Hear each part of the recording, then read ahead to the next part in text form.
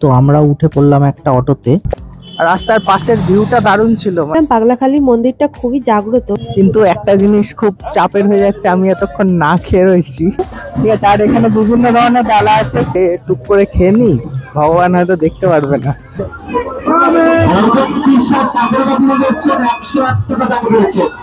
কাল রাতে আমাদের হঠাৎ প্ল্যান হয় আজ সকালে ঘুম থেকে উঠে স্নান টান করে তাড়াতাড়ি আমরা চলেছি পাগলাখালী পাগলা বাবার মন্দিরে পুজো দিতে। তো এই পাগলাখালী যাওয়ার জন্য আমরা মাঝদিয়া স্টেশনে নেমে আমরা চলে যাব অটো ধরে ডাইরেক্ট পাগলাখালী মন্দিরে। মাঝদিয়া স্টেশনের 1 নম্বর প্ল্যাটফর্ম দিয়ে বেরোতেই অটো ড্রাইভাররা আমাদের ডাকছিল পাগলাখালী যাবে বলে। তো আমরা উঠে পড়লাম একটা অটোতে। অটো আমাদের চলা শুরু হয়ে গেছে। আর একটা কথা বলে রাখি, মাঝদিয়া স্টেশন থেকে পাগলাখালীর ডিস্টেন্সটা মোটামুটি 18 থেকে 19 কিলোমিটার মতো।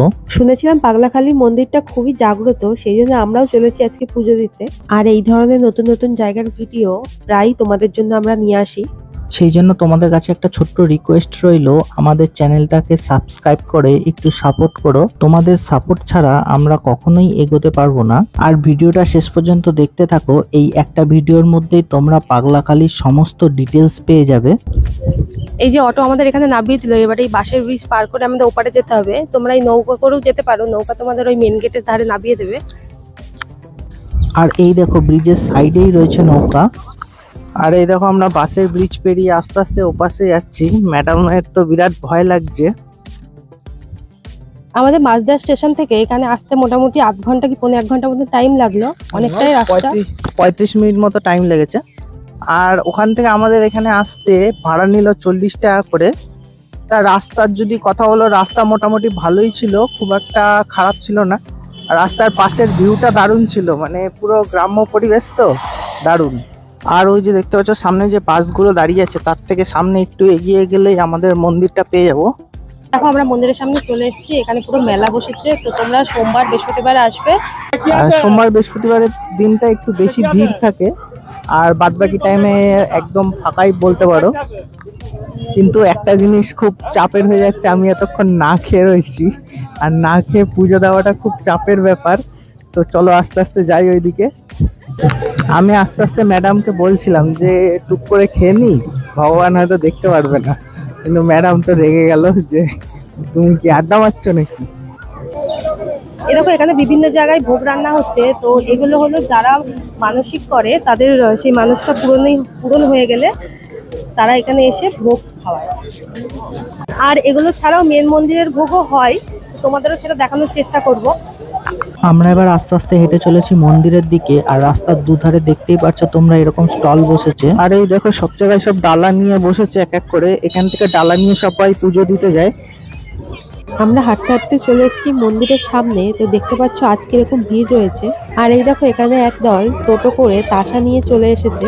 চলো তোমাদের এবার মন্দিরের ওই সাইড থেকে ঘুরিয়ে নিয়ে আসছি, আর দেখে আসি পুজো দেওয়ার জন্য ভালো ডালা কোথায় পাওয়া যায়। আর এই যে জায়গাটা দেখতে পাচ্ছ, এখানে তোমরা মন্দিরের জন্য কিছু দান করতে পারো, আর দরকার হলে রেস্টও নিতে পারো। এখানে দান করলে তোমরা কত টাকা দিয়েছো আর তোমাদের নাম মন্দির কর্তৃপক্ষ মাইকে অ্যানাউন্স করে দেবে।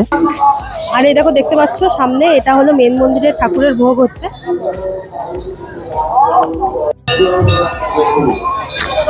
এই যে সামনে দেখতে পাচ্ছ এটাই হলো মেন মন্দির। আর এই যে বটগাছটা দেখতে পাচ্ছ, এটাকেই সবাই ঠাকুর হিসেবে পুজো করে। ভেতরেও গোল করে শিবলিঙ্গ রয়েছে। তো এখানে কোনো পুরোহিত নেই, এখানে তোমরা নিজেদের পুজো নিজেরাই দিতে পারবে।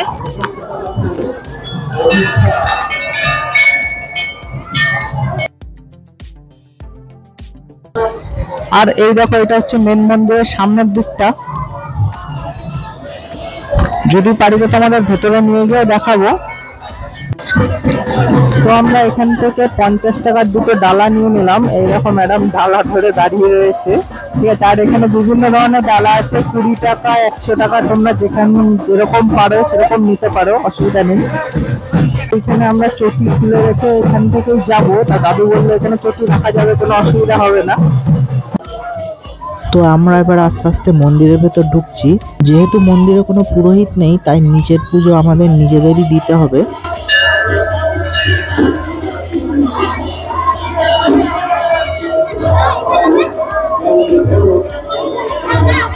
আর এই যে তোমরা দেখতে পাচ্ছ এই বট গাছটার চারপাশ ঘিরে এইরকম অনেকগুলো শিবলিঙ্গ করা রয়েছে, আর এইখানেই সবাই পুজো দেয়।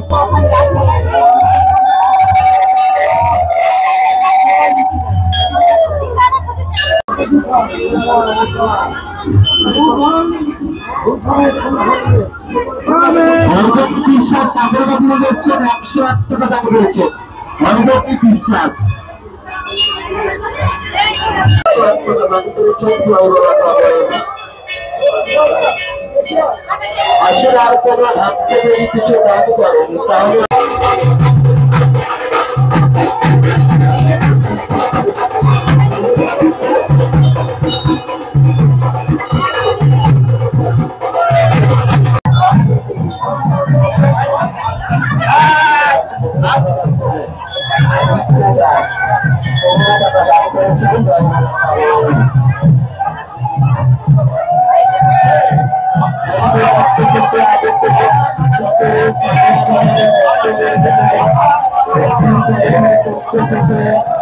তো আমাদের পুজো দেওয়া তো হয়ে গেল, আর এইখানে পুজো দিয়ে খুব শান্তি লাগলো।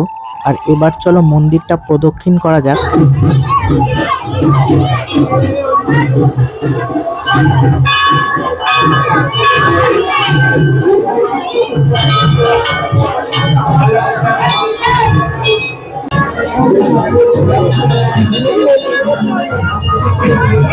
আর এই দেখো এবার তোমাদের মন্দিরের চারপাশটা একবার দেখাচ্ছি।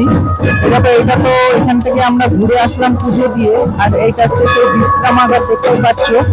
আর এই দেখো এই সাইডে সব ভোগ রান্না হচ্ছে, এইদিকেও সব ভোগ রান্না হচ্ছে, এদিকেও সব ভোগ রান্না হচ্ছে। এখানে যারা যারা ওই মানত করে আসে তারা এই সবাইকে এখানে ভোগ রান্না করে খাওয়ায়। আর এই সাইড থেকে দেখো পুরোপুরি মানে দোকানপাট বসে রয়েছে, মানে মেলা টাইপের রয়েছে। তো আমরা এবার পুজো দিয়ে এসে আর থাকতে না পেরে, মানে বিশেষ করে আমি আর কি উপর নামছি এই যে আখের রস নিয়ে। এরকম আখের রস দিয়েই মানে উপরটা ভাঙা হচ্ছে।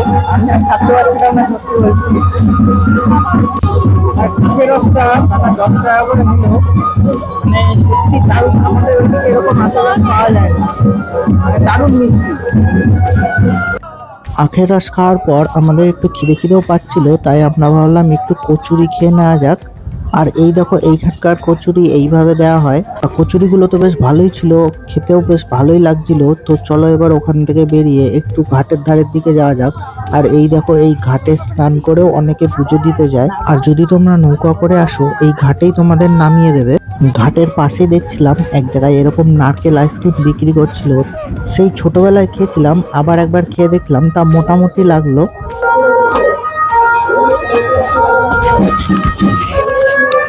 এরকম ম্যাডাম আবার পেয়ারা মাখা কিনতে চলে গেল।